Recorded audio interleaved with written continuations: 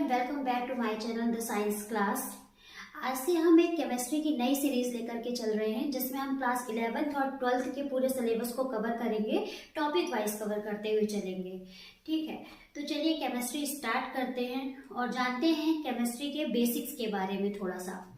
Previous classes में हमने बहुत कुछ पढ़ लिया है केमिस्ट्री के बेसिक के बारे में, थोड़ा सा उसी के बारे में डिस्कशन करते हैं। ठीक है, केमिस्ट्री को क्या बोला जाता है? विज्ञान का विज्ञान, मतलब विज्ञान का भी विज्ञान कौन है? केमिस्ट्री है। कोई भी ऐसा फील्ड नहीं है जहाँ पे केमिस्ट्री का यूज ना हो रहा हो। ठीक है, और विज्ञान के या केमिस्ट्री के जो फादर ऑफ केमिस्ट्री हैं वो है लेवोजिए। जब जोसेफ प्रिस्टले ने ऑक्सीजन की खोज की थी और उन्होंने बताया था कि किसी भी पदार्थ को जलने के लिए ऑक्सीजन की आवश्यकता होती है, तो इसकी सत्यता किसने साबित की थी? लेवोजिए ने करी थी। और भारतीय रसायन विज्ञान के जनक पीसी राय को कहा जाता है। ठीक, तो केमिस्ट्री को विज्ञान का विज्ञान कहा जाता है। केमिस्ट्री स्टार्ट करेंगे तो some basic concept of chemistry, ये आपका 11th का फर्स्ट चैप्टर है। तो हम थोड़ा सा बेसिक लेके चल रहे हैं। बात करते हैं मैटर की। पूरी केमिस्ट्री में हम मैटर के बारे में ही स्टडी करते हैं। तो मैटर क्या होता है हमने पढ़ा है, थोड़ा सा उसके बारे में डिस्कशन कर लेते हैं। मैटर क्या है?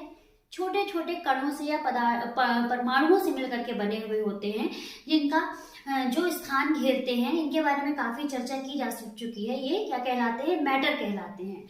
मैटर को हम डिवाइड कर सकते हैं उनके भौतिक और रासायनिक आधार पर। ठीक है, on the basis of physical properties and chemical properties.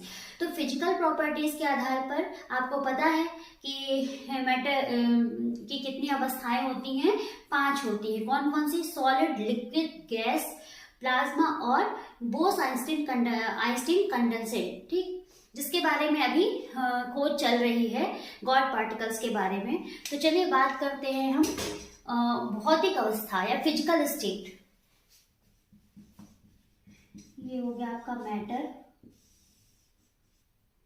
On the basis of physical condition.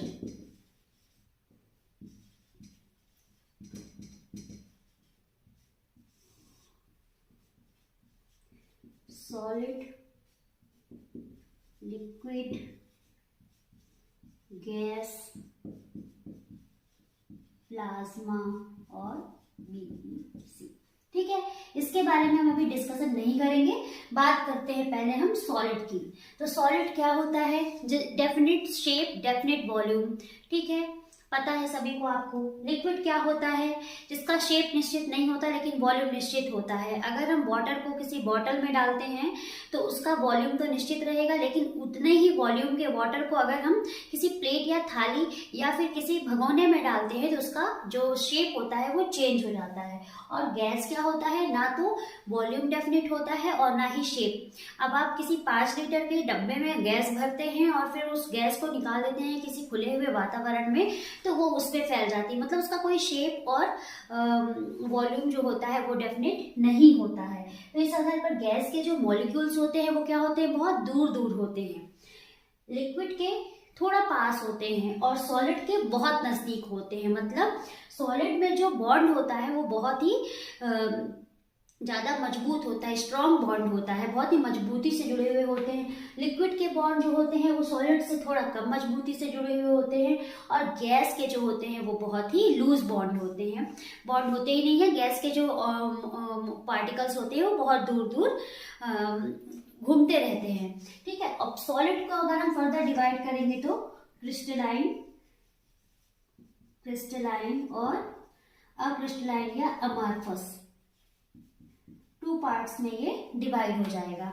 ठीक है, तो क्रिस्टलाइन में क्या आते हैं? जिनका एक निश्चित शेप होता है। जैसे हम ले लेते हैं डायमंड क्रिस्टली होता है, और शुगर भी क्रिस्टली है, सॉल्ट भी क्रिस्टल है। एक क्रिस्टल के रूप में उनकी संरचना होती है। उसको तोड़ेंगे तो फिर वो एक क्रिस्टल के रूप में ही मिलेगा। जबकि अमार्फस मतलब अक्रिस्टली, जैसे रबड़ है ना।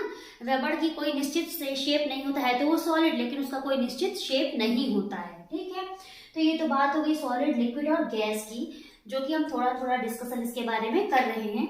डिटेल में सॉलिड का भी चैप्टर है, लिक्विड का भी चैप्टर है और गैस का भी। डिटेल में हम उसकी फर्दर डिस्कशन करेंगे उसका। फिर प्लाज्मा स्टेट क्या हुई? सॉलिड को इस प्लाज्मा स्टेट पाने के लिए बहुत हाई टेम्परेचर की ज़रूरत होती है। सॉलिड को बहुत हाई टेम्परेचर देकर के जब लिक्विड में चेंज किया जाता है तो वो जो लिक्विड स्टेट आती है वो प्लाज्मा स्टेट कहलाती है। जैसे लोहे को जब लोहा गर्म करता है तो वो जब लोहा पिघलता है तो वो स्टेट क्या कहलाती है, प्लाज्मा स्टेट कहलाती है। ऐसे ही सोने को जब पिघलाया जाता है कोई भी आभूषण बनाने के लिए तो जो उसकी लिक्विड स्टेट है वो क्या कहलाती है, प्लाज्मा स्टेट कहलाती है। तो ये प्लाज्मा स्टेट बहुत हाई टेम्परेचर में पाई जाती है, जैसे ज्वालामुखी से लावा का निकलना, ये प्लाज्मा स्टेट में आता है। ठीक, तो ये तो हो गई मैटर की फिजिकल प्रॉपर्टीज। ठीक है, अब बात, अच्छा फिजिकल कंडीशन या फिजिकल भौतिक आधार पर ये होता क्या है। फिजिकल मतलब बाहरी आकृति, भौतिक मतलब हम कोई उसका अंदर का संरचना या अंदर की परिवर्तन को हम नहीं पढ़ रहे हैं, टच कर देना फिजिकल कहलाया। ठीक है, पुश कर रहे हो फिजिकल कहला रहा है। किसी चीज को कोई परिवर्तन नहीं आ रहा है, आप ग्लास को टच कर रहे हो वो भौतिक कहला रहा है, परिवर्तन नहीं है। हम उसकी आकृति, संरचना, इन चीजों को देख करके जिस चीज का अध्ययन कर रहे हैं वो क्या कहलाती है, फिजिकल कंडीशन कहलाती है। और केमिकल कंडीशन क्या है, रासायनिक बदलाव का आ जाना। ठीक है, अगर हम देखें, बात करें कि अगर आप किसी को पुश कर रहे हो तो क्या होता है, फिजिकल टच हो रहा है। लेकिन वही जो एसिड अटैक होता है, तो एसिड का जो अटैक हुआ किसी की बॉडी पे हुआ तो क्या, केमिकल रिएक्शन हो गई, तो वो क्या कहलाता है, केमिकल प्रॉपर्टी। ठीक है, तो अब मैटर को हम पढ़ेंगे, केमिकल कंडीशन के आधार पर डिवाइड करेंगे। कितने टाइप के होते हैं ये, एलिमेंट, कंपाउंड और मिक्सचर। ठीक, अब एलिमेंट क्या होता है, एलिमेंट अकेला, ये याद रखिए, अगर बात एलिमेंट की होगी तो बहुत अच्छे से बिठा लीजिए। ये इंसान भूल जाता है कि अचानक से पूछ लिया जाता है कि एलिमेंट्स के नाम बताओ, एलिमेंट क्या होते हैं, तो ये दिमाग में रखिए, कोई भी अकेला है, अगर कोई फॉर्मूला नहीं है तो वो एलिमेंट कहलाएगा। ठीक, तो एलिमेंट हमेशा अकेला पाया जाता है, यानी दो या दो से अधिक केवल एक ही टाइप के परमाणुओं से, केवल एक ही टाइप के परमाणुओं से मिलकर के बनने वाला जो पदार्थ होता है वो क्या कहलाता है, तत्व या एलिमेंट कहलाता है। मीन्स अगर आप किसी भी एलिमेंट को तोड़ना चालू करोगे तो वो टूट करके वही मिलेगा, कोई दूसरा उसमें पदार्थ नहीं प्राप्त होगा। तो एलिमेंट एक ही टाइप के परमाणु से मिलकर के बने हुए होते हैं। अगर आपके पास गोल्ड है, गोल्ड को आप काटना शुरू करो, तोड़ना शुरू करो तो लास्ट पार्टिकल जो छोटा मिलेगा वो गोल्ड का ही मिलेगा, आयरन का नहीं मिलेगा। ऐसे ही आप लोहे को तोड़ना शुरू करो तो लास्ट पार्टिकल आपको क्या मिलेगा, लोहे का ही मिलेगा, किसी अन्य तत्व का नहीं मिलेगा। तो एलिमेंट्स क्या होते हैं, प्योर होते हैं, मीन्स एक ही टाइप के परमाणुओं से मिलकर के बने हुए होते हैं।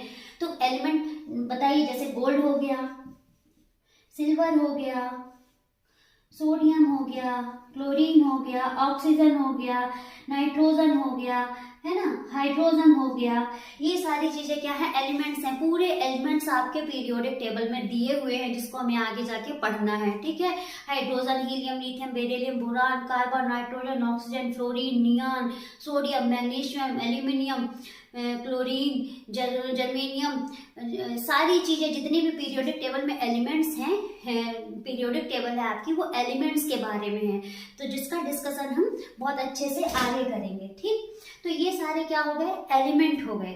फिर जो पीरियोडिक टेबल है, फिर एलिमेंट्स को हम फर्दर डिवाइड करते हैं मेटल, नॉन मेटल और मेटलॉइड में, तो उसके बारे में भी हम आगे डिस्कस करेंगे। तो ये समझ में आ गया कि तत्व क्या है, एलिमेंट क्या है, जो एक ही टाइप के परमाणु से मिलकर के बने हो रहे हैं वो क्या कहला रहे हैं, एलिमेंट कहला रहे हैं।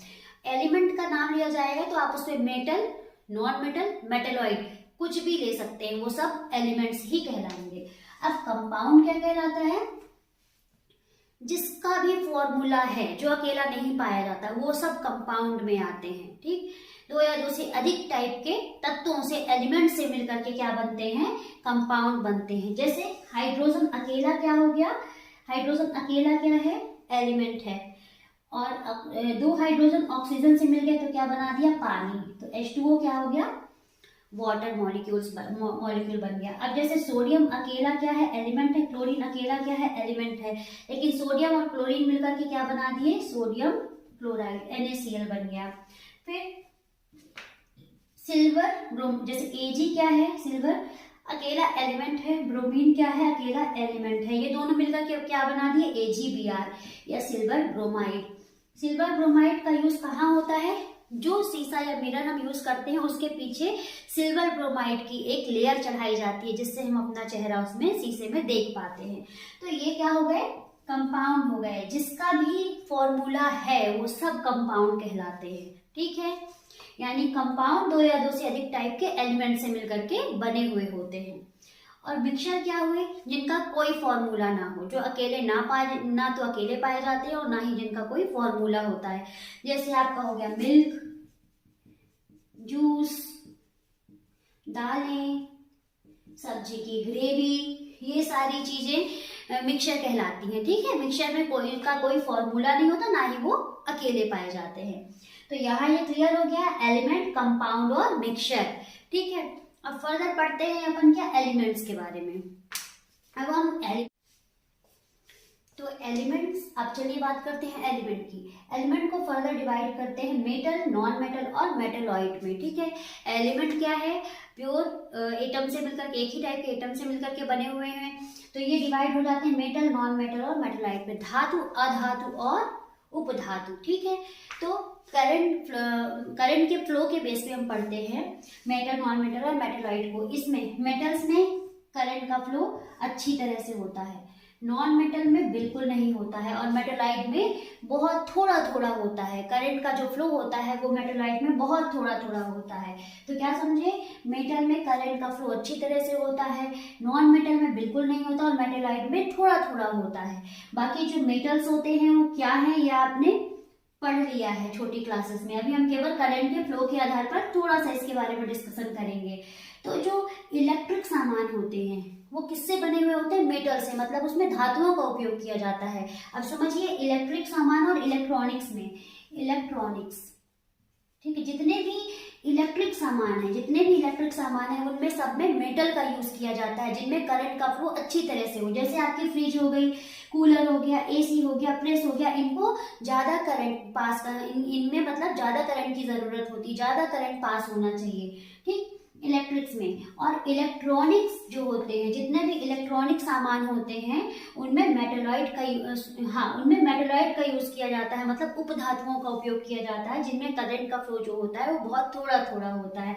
जैसे आपका टीवी हो गया, मोबाइल हो गया, लैपटॉप हो गया, ये सारी इलेक्ट्रॉनिक सामान, सिम कार्ड हो गया, सिम कार्ड को भी चलाने के लिए बहुत थोड़े करंट की जरूरत होती है। तो ये सामान किस में आते हैं, इलेक्ट्रॉनिक्स में आते हैं। अब आप चाहेंगे कि प्रेस को आप इन्वर्टर से चला दीजिए, ठीक है, लाइट नहीं है और इन्वर्टर से आप प्रेस चला दीजिए, तो ये खराब हो जाएगा, उड़ जाएगा, क्योंकि इसको बहुत करंट की जरूरत है और हमारा इन्वर्टर उतना करंट उसको नहीं दे सकता है। तो जितने भी इलेक्ट्रॉनिक सामान है वो सब मेटलॉइड से बनेंगे, और जितने भी इलेक्ट्रिक सामान है वो सब मेटल के बने हुए होते हैं। ठीक, तो यहाँ से समझ में आ गया आपको एलिमेंट क्या होता है।